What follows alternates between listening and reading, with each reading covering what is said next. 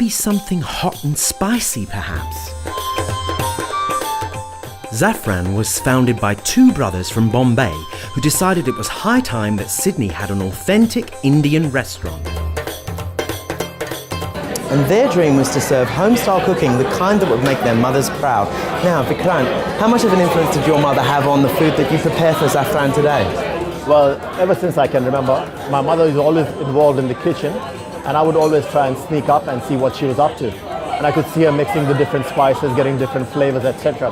As you probably know, India is a very large subcontinent, and different parts have different ways of cooking. So my father, being in the tea gardens, traveled a lot, and so did us as a family. And we got to see a lot of different types of food, which are regional Indian food, and those influences have lasted with me till now. For instance, the lamb shanks that we have served today in our restaurant is an influence which has come to me from Hyderabad and from Lucknow. So I've taken two different styles of cooking, married them together, and made my own kind of presentation or understanding of it. The next example would be the lovely seafood sampler. This actually has 3 or 4 different regions on the one plate. The accompaniment is actually a part of Bengali food.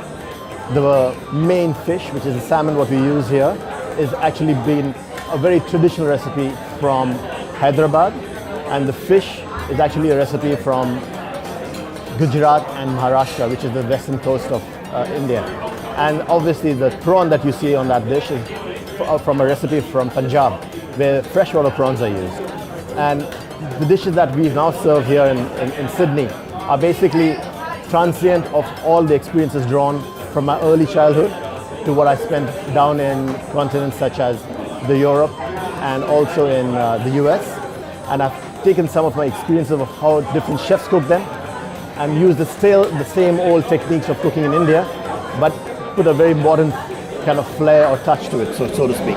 So you hold true to the authenticity of the history of India.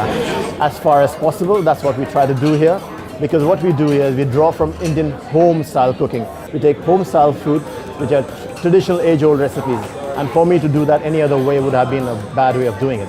So the only way to is stay true to yourself and do it as best as possible using the best ingredients here in Australia. So it would be sacrilege otherwise to do anything else. Absolutely.